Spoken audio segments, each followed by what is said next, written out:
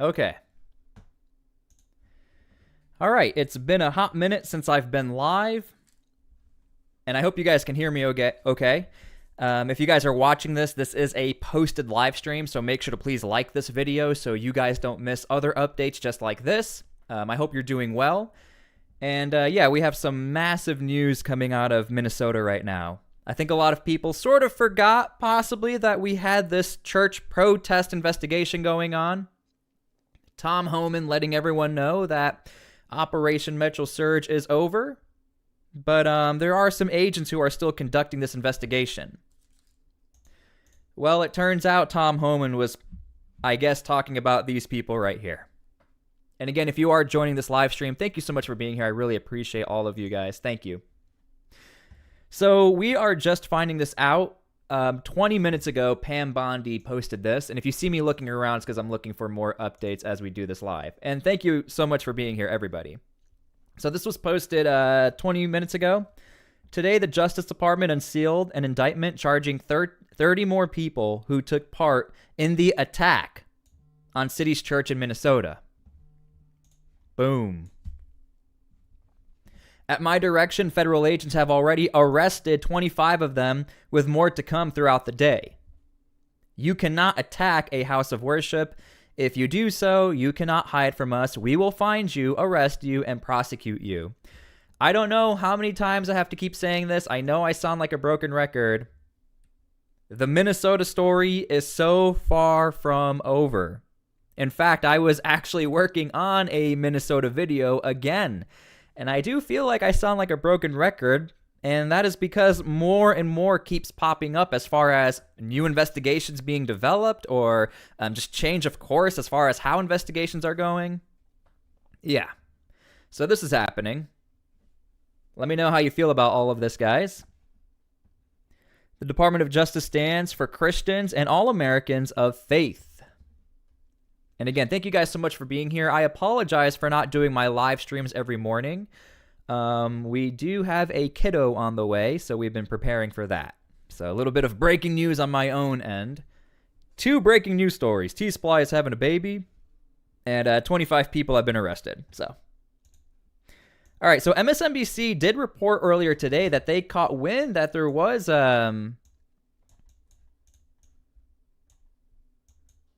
some information as far as people possibly getting arrested. The DOJ has put together... Sorry, MS Now. I am stuck in 2025. It's MS Now. Is that when they changed their name? Together a superseding indictment modifying this case. MS Now legal affairs reporter Fallon Gallagher is here with us. What are the details, Fallon? Yeah, Anna, we have very few details at this point because this indictment remains under seal, but we know that the DOJ has to return a new superseding indictment in the case involving Don Lemon because the DOJ filed a motion asking the judge to unseal that. So we have yet to see the contents of this indictment, so we can't speak specifically to how it's changed yet, but we have a few hints. We can see online that the docket has changed. The case name has changed from U.S. v. Levy Armstrong, of course, that first co-defendant in the case, to U.S. v. Sealed. And so that implies that there may be a number of new co-defendants who have been arrested in connection to that church protest. And yeah, here we are today. I apologize for the low volume. Don't get mad at me. Now, while we're here, again, this is like super breaking news. A lot of people are now catching wind. If you guys are just joining, this is a very recent post from Pam Bondi. There are people involved with the protest as far as inside of the church. Another person has actually filed a lawsuit as well. So there's a lot happening with this case overall from all different directions. St. Paul church member files lawsuit over anti-ICE protest. 2 more not guilty pleas today to federal charges stemming from a St. Paul church protest last month. Self-described independent journalist Georgia Ford and local activist Trahern Cruz among the 9 people charged in all. 5 of them appeared in court last week, including former CNN anchor Don Lemon. Fox 9's Rob Olson following this for us at federal court today. So prosecutors, Rob, saying that this is about protecting religious freedom. The people who are charged, though, maintain this is an attack on freedom of speech and of the press. Yeah, and it really becomes kind of a really interesting constitutional issue here about where these rights intersect here, the constitutional First Amendment rights of speech and press, and then federal laws that protect the freedom to exercise religion. And again, just to give you guys context as far as what we are watching, this is a different case involving the same case. This is not the DOJ who's pressing these charges. This is a church goer, somebody who was at that protest. So keep that in mind.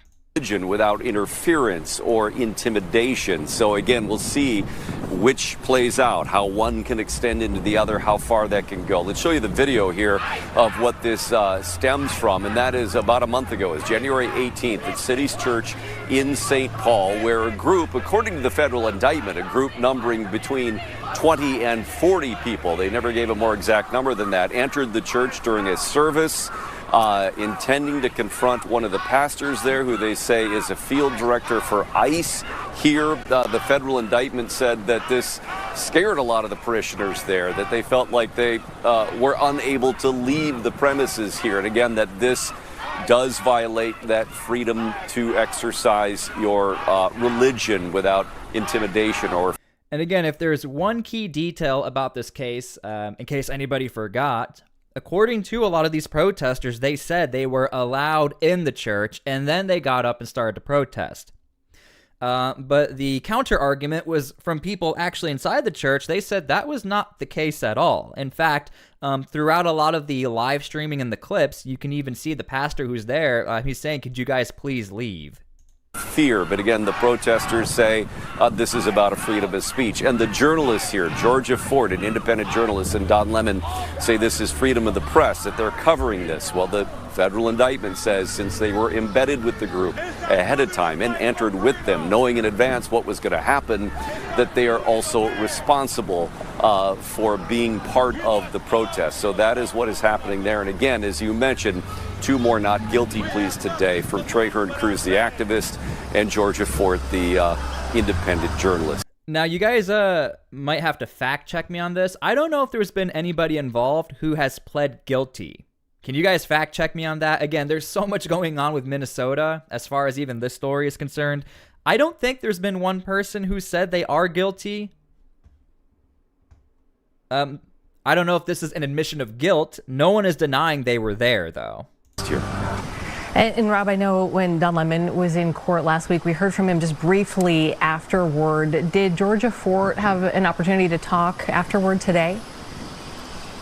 Yeah, she did, and she, said some of the things that she's been saying over the last weeks, including in an op-ed that she wrote for the New York Times a couple of weeks ago, saying that this is an attack on freedoms of democracy, of journalism. Today, she listed off some other, what she said were attacks on journalists who've been covering similar protest or situations here involving...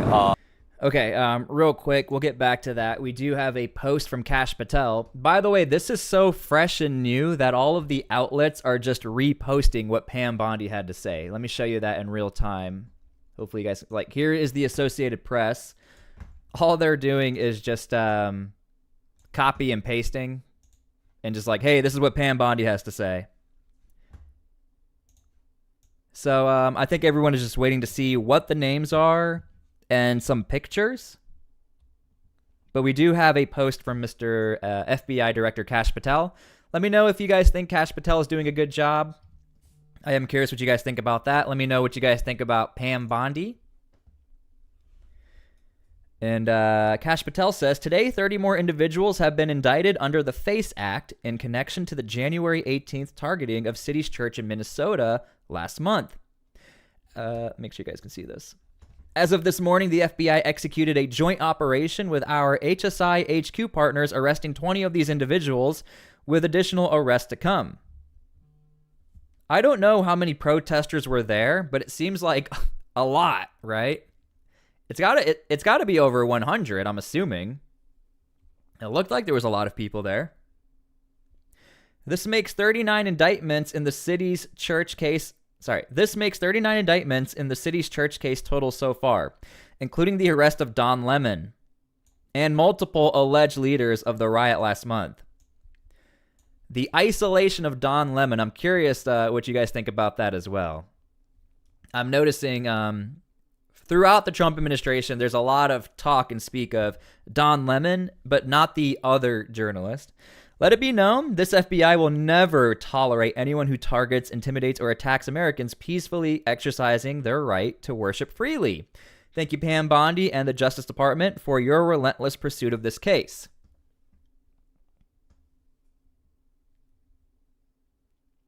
Now, in my personal opinion, and for those of you that are subscribed to my channel, and make sure to please subscribe, I don't know how many times I have to keep saying this. None of this should be surprising to you.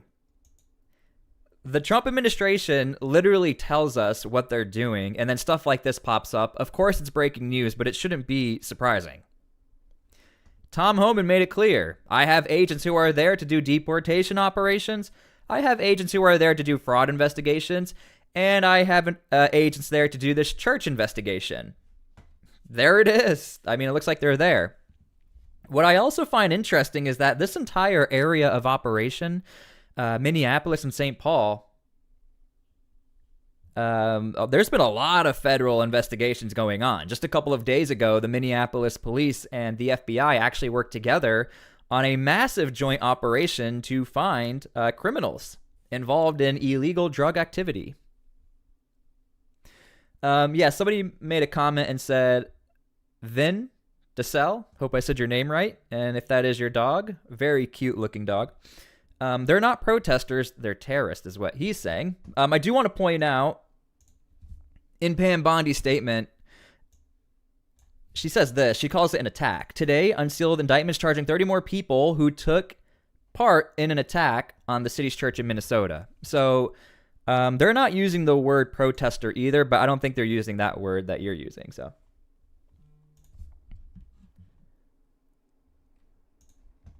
ICE activity, and saying again that this, when you start charging members of the press who are doing their jobs, that it is an attack on one of those cornerstones of democracy. Take a listen. Lastly, I want the media to understand, as a journalist who is from Minnesota, this case doesn't just leave me fighting for my freedom. It is the government. That's the other journalist, by the way, that nobody really is mentioning. But she did film her own arrest. Trying to muzzle me. To make me unable to report on one of the most historic cases, not just in our state, but in our country. Reporting where you all know that I would uniquely give voice to the people who are otherwise not being centered in coverage of this case. Yes. And again, you saw that there was a crowd of supporters out here, a smaller crowd than we saw last week when the first 5 arraignments happened and the first 5 not guilty pleas came in, but still a crowd out here to express their support for those who've been charged. But again, according to the federal government, they call this a coordinated attack on this. Again, coordinated attack. Thank you, Carlos, for the very generous $2 donation, and thank you everybody again for being here. I do apologize. I did intend to go live every single morning. It simply just can't happen. I apologize. So I will do my best to provide you guys with more and more content as far as what is happening around the United States. We're tracking a ton of different investigations, a ton of different cases, and going live unfortunately takes up like 60% of my day, and with a kid on the way, didn't mean to make that rhyme. Yeah, I want to make sure you guys are getting the best quality content and also managing everything else. So thank you guys again for your understanding. Trina, thank you for the generous $2 donation, said, only if they don't take part in the protest. The church itself referred to it as an invasion. Yeah. Back to you. Or an invasion. Thank you for the generous $5 donation from Spectrum Wiz. Thank you for that. All right, so I don't know. I mean, they're saying more people are going to be arrested. Let's see what else we got here. Even the AP is trying to figure out what's going on here. Looks like they just posted this. In total, 39 people have been charged over the church protest. We know that. Yeah. I mean, do I just do my Minnesota video live? I was going to make a Minnesota video for you guys today. Let's see what else we got. As more information, like this is pretty big news too. while we're here, I mean, you guys, let's just like act like this is from 2 weeks ago when I used to do these live streams. Did you guys know that Minnesota lawmakers have filed articles of impeachment against Governor Tim Walz? I mean, this Minnesota story is insane. There's so much going on, guys. You can make like 45 different videos from all this information. Carlos says, P.S. Google is down in many areas now. Okay. I hope the Googles go back up. Thank you for the generous $2 donation, and thank you for the generous $20 donation from Betsy. Thank you, Betsy. This is my favorite channel. Thank you for all you do. Well, I really appreciate you guys. Thank you. Thank you so much for your generosity. Yeah, so Mr. Governor Tim Walz and, A.G. Ellison. I don't know if you guys heard about that, but we do have a video. We're just going to do this live. Why not? I like doing this live with you guys. You guys are awesome. We have a video talking about this. And don't worry, I am also scanning to make sure we get information as far as this church protest. But again, I'm just simply trying to show you there's a lot going on. Hey folks, Representative Drew Roach here. Here with my other colleagues from the Minnesota Freedom Caucus, here to do the work for the people. Representative Ben Davis, folks, and in my hands I have articles of impeachment against Attorney General Keith Ellison. As I'm sure you're aware, he had the Feeding Our Future fraudsters in his office doing an alleged quid pro quo. He's not fit for office. Wow. Representative Mike Weiner, impeachment articles for the fraudster-in-chief, Tim Walz, holding He called him the fraudster-in-chief. politicians accountable, holding him accountable for the massive amount of fraud in the state of Minnesota, estimated $9 billion taxpayers' money that is being wasted. Now, yeah, let me know how you guys feel about that. Congratulations on the baby. Family comes first. Thank you, Trina. I hope I'm saying your name right. Thank you for the generous $2 donation. So it turns out Governor Tim Walz did recently do a press conference, but it's like 30 minutes long. I don't want to run you guys through that. But the interesting thing about Governor Tim Walz is that he never denies that there's fraud. He just doesn't, but he denies the excessive amount that's being portrayed with the fraud. But I cannot find a clip where Governor Tim Walz flat out denies that it's happening. More so the denial of how bad it is. And while we're here, we might as well play this clip. Why not? We're all here together. And again, if you guys are new here, make sure to please subscribe. We've been covering Minnesota super, super close. And I don't know if you guys watched the State of the Union address. This is Congresswoman Omar actually responding to the outburst that she had and the comments that President Trump made. The House And again, just so you guys know, I am scanning as far as more information. Democratic leader Hakeem Jeffries advised your caucus, the Democratic members, to either skip the State of the Union address or sit there in silence. Should you have just boycotted the address, and do you think you violated the guidelines set out by your own leader? No, I think it was really unavoidable. The president talked about protecting Americans, and I just had to remind him that his administration was responsible for killing 2 of my constituents. In Minneapolis, many members of your Democratic Party criticized their Republican counterparts when they interrupted President Biden's State of the Union address, as a lot of us remember. Do you have any regrets at all? And by the way, it is being reported that one of her guests, weren't they arrested? I was going to do a whole video on that, but a bunch of other stuff popped up. But yeah, one of her guests, they were arrested at this event. About the interaction we played between you and President Trump just last night.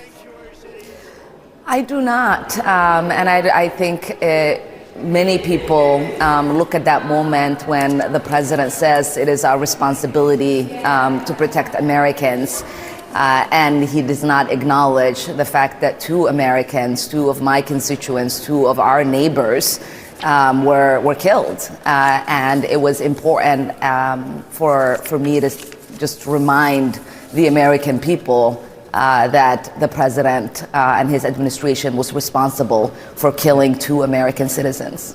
Okay, so we do have some more news or updates as far as this protest. Let me pull this up for you guys real quick.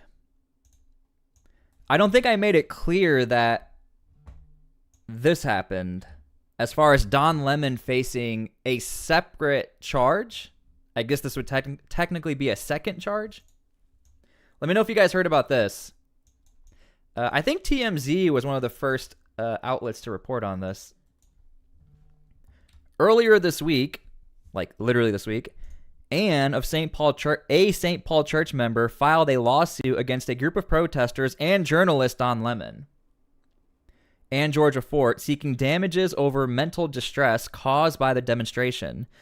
And so I don't want to speculate too hard, but if you have one of these churchgoers filing one of these complaints, I wouldn't be surprised if we possibly see more of this. Just the pileup of cases on top of the already federal case.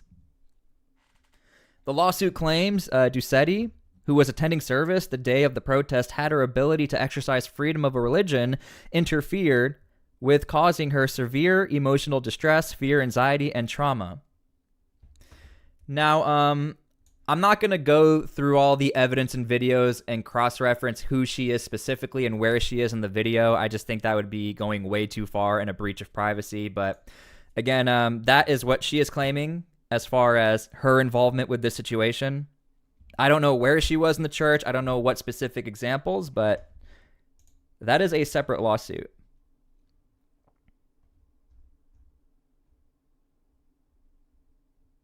Yeah, no other details on that.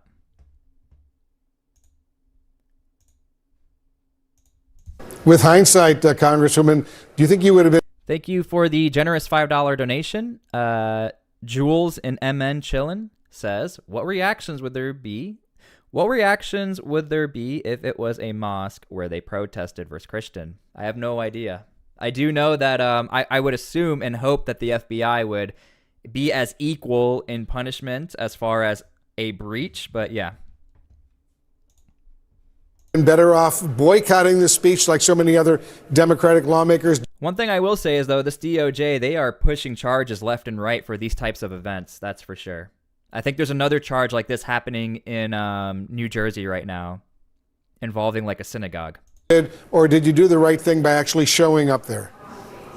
I brought 4 Minnesotans as guests for the Minnesota delegation. It was important for us to be there, to bear witness, to hold the space for our constituents that have lived through an occupation from federal law enforcement, that have been terrorized, that have seen our neighbors been killed and traumatized in so many ways. And so, no, I think it was really important for my constituents to see me there. It was really important to my constituents to hear that I was reminding the president that Renee Good and Alex Preddy were... Okay, so I think you guys get it. Again, I am scanning for more information. For those of you just joining, it has just been reported that a lot more people have been arrested, and more people are going to get arrested. I don't know how many more, but it seems like a lot more.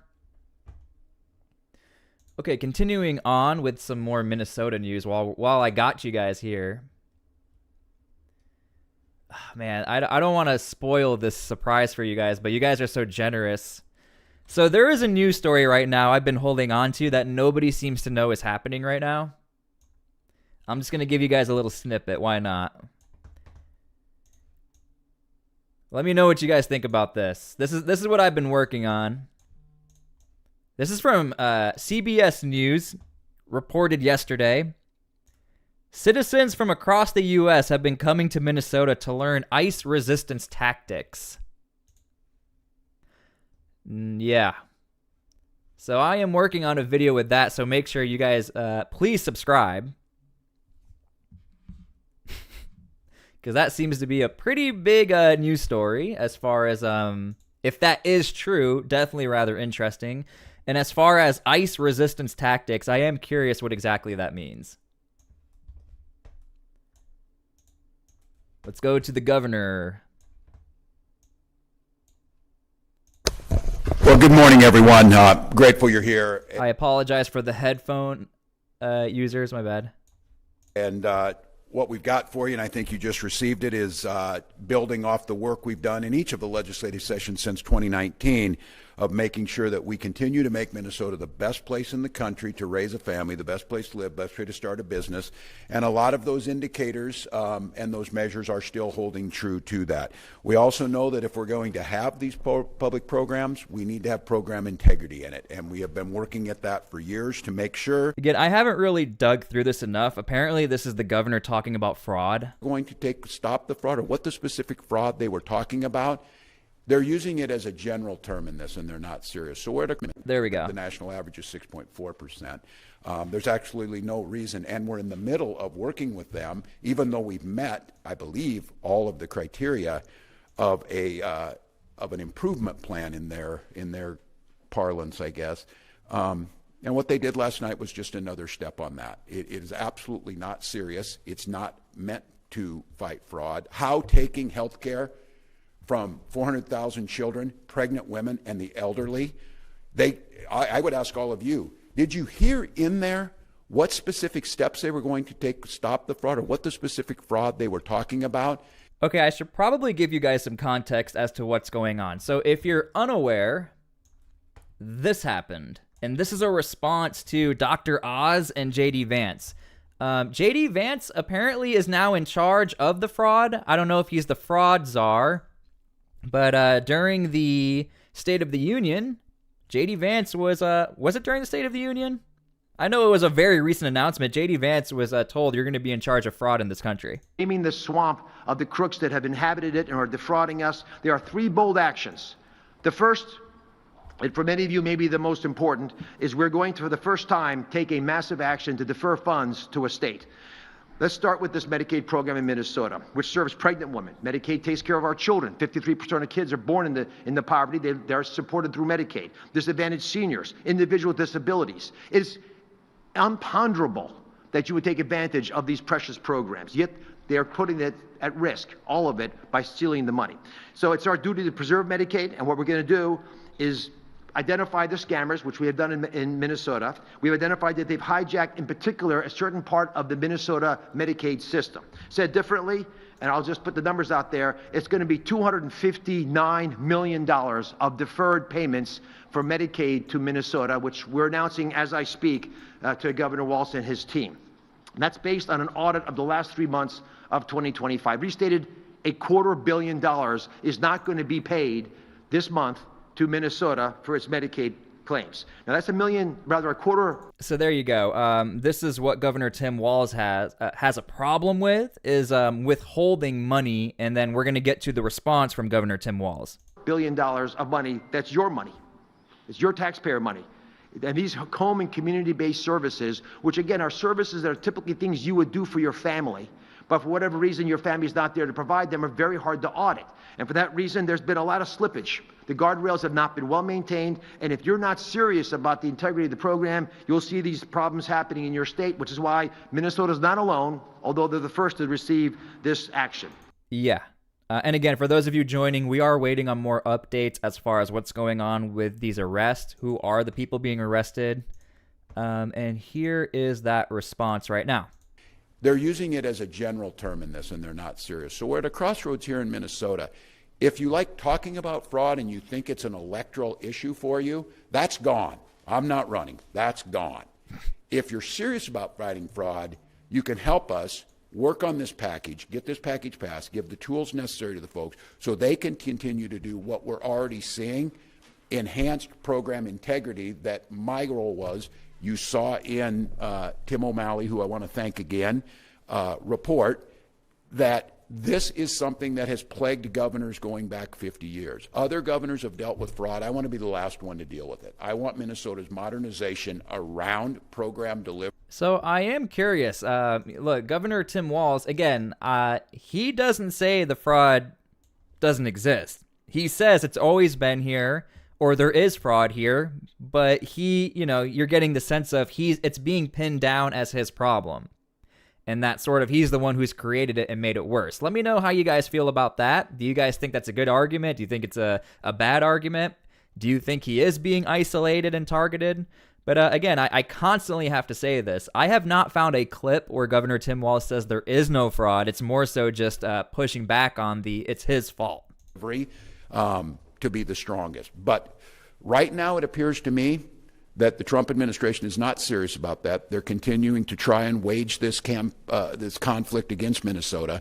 There's nothing in their plans that works. I continue to hear from the legislature platitudes and mysterious things. Republicans need to be very clear. Do you want to fix it or you want to talk about it? Because it appears to me right now is that they fear fixing this because it takes away what they think is a political leverage. And that is simply wrong for Minnesotans. I've already told you we're taking accountability. We're seeing the fixes. The results are starting to show themselves. This package is needed. I asked the legislature to do it. Not going to make everybody happy. It shouldn't, because we've been told by outside auditors that there are vulnerabilities in the program. The experts have gone back and said this package will close those loopholes, and that will move us forward. So we're in a good spot, I think. I'm hopeful that we're getting this out there, but we're also fighting two fronts on this Medicaid move. I don't know how to really express just the timing of this, the nature of it, the sense of retribution. No state has experienced this before. How does taking and punishing children and elderly have anything to do with fighting fraud when that's not where this issue is taking place? It does nothing, and they've given us no way to try and show that all the things they asked us to do we've already done. They're not. Okay. So you guys can let me know how you feel about that. Again, I am scanning as far as looking for more updates. I think everyone is scrambling to try and figure out what is going on. I mean, it is a constant repeat right now in the media as far as any relevant update for you guys. Again, it's just a copy of and paste of Attorney General Pam Bondi's statements and then like videos like this.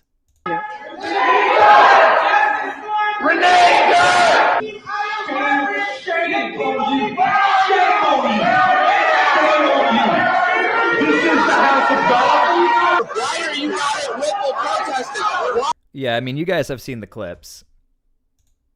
I'm assuming, right, at this point.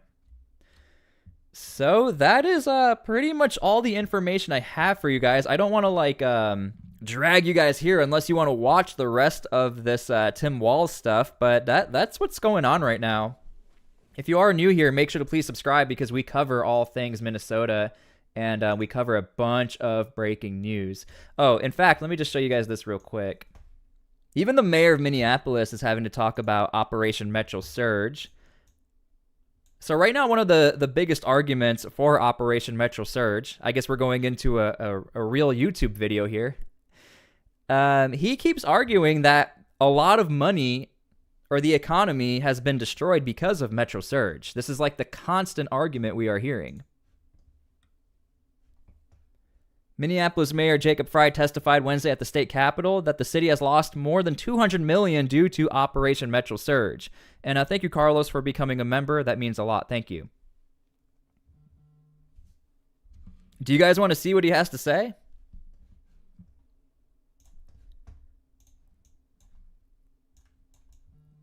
Let's see real quick.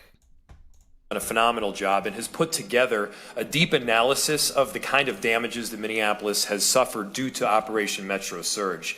Over the last couple of months, we've seen a massive influx of federal agents, up to somewhere in the range of 3,000 to 4,000 between ICE and Border Patrol. And now we know there are about 400 federal agents. And although that doesn't sound like a lot, that's actually a lot. You don't typically have that many federal agents in an isolated area. 400 is quite a big number. So even though that number was significantly higher, up in the 4,000, even 400 is a lot. And Tom Homan has even said that's too much. He wants it down to like the very original footprint, which was like about 150-ish. To get an idea of the massive imbalance, we've got about 600 police officers in Minneapolis, another 600 in St. Paul, combined total 1,200 versus 3,000 to 4,000 federal agents that have been in our city.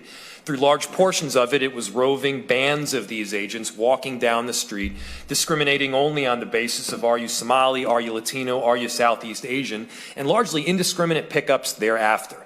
The cause, the impact, has been that small and local businesses have closed. People have been terrified to go outside to get their basic needs like groceries. And yes, it has had a massive impact on our economy in the city. You don't need to take my word for it. You can check out the numbers.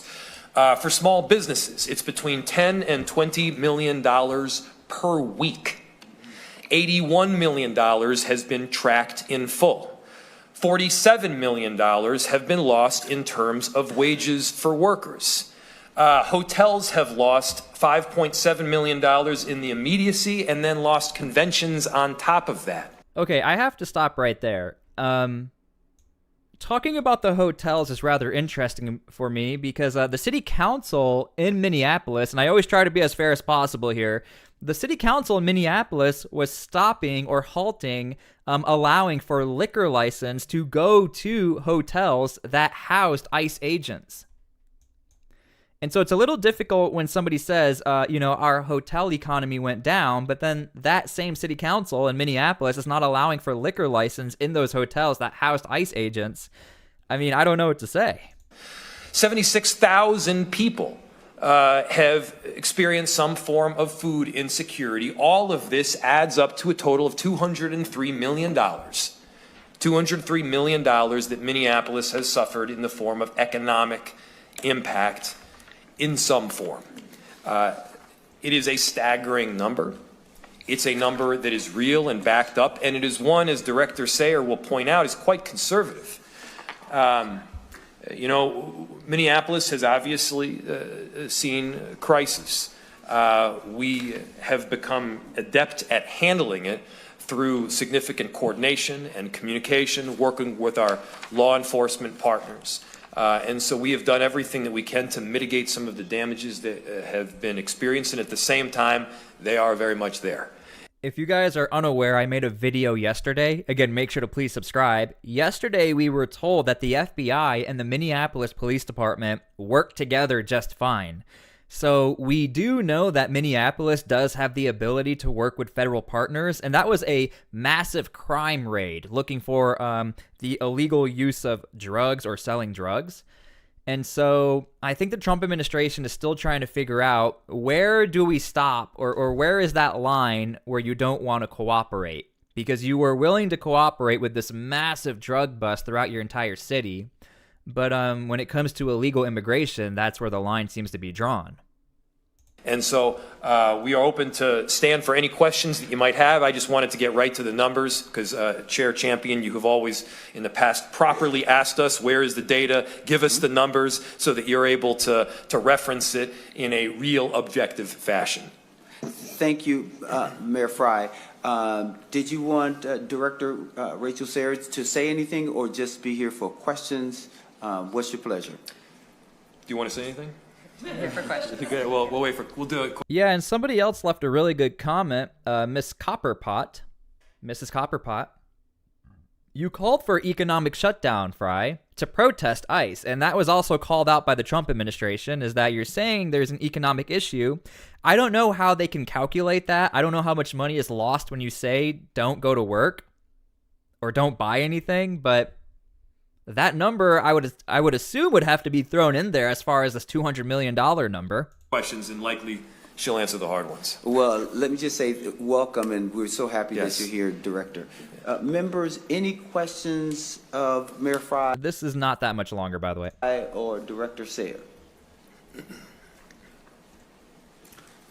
Senator Mohammed. Zaynab Mohammed. I almost said your whole entire name, which I decided to do. Senator Mohammed. Thank you for being here, Mayor.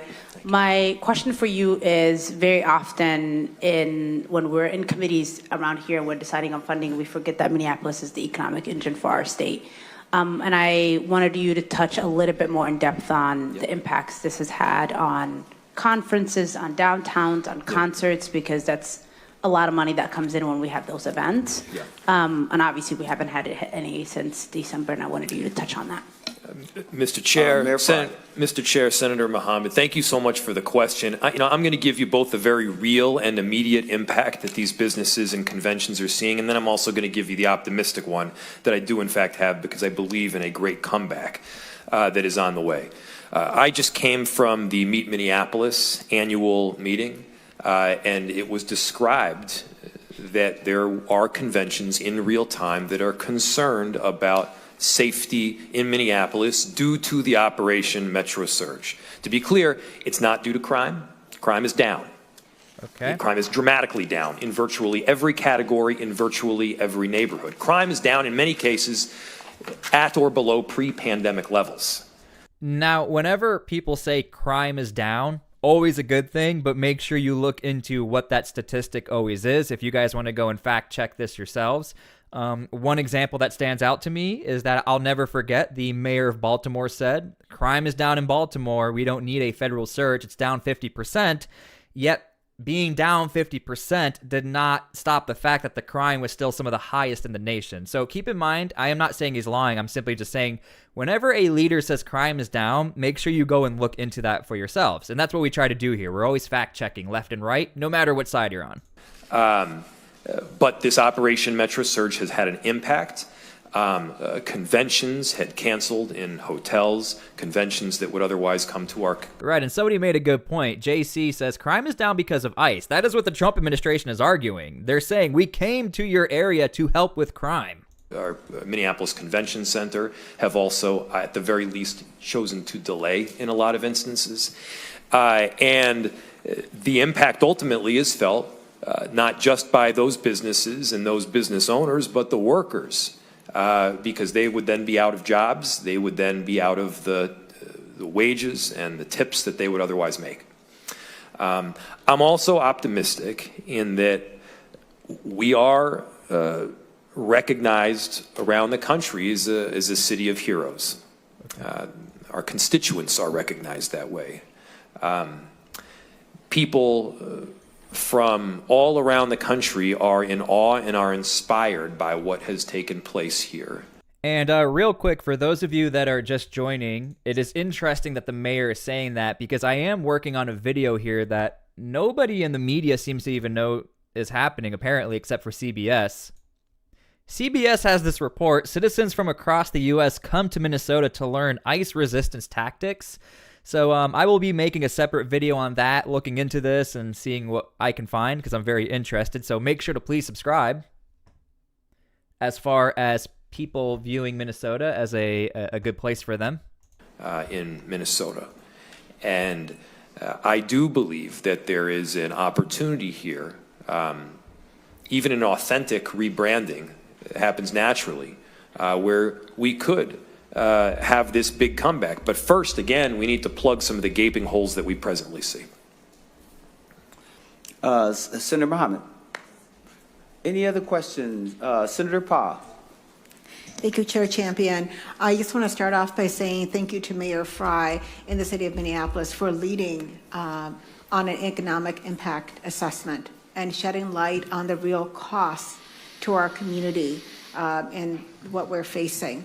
By documenting the financial harms to workers, families, small businesses, the city of Minneapolis is helping to ensure that our policies really can address those things. Something I talked about last week about, I really would love to see a statewide economic impact study, an assessment being done, because that's super important. But I just want to thank the city of Minneapolis for leading in that so that we have some preliminary information to at least go off of. Yes. Thank you, Chair Champion. And thank you, Moon Shadow Knight, for becoming a member. Yeah, guys, I am looking for more information as far as the church protest.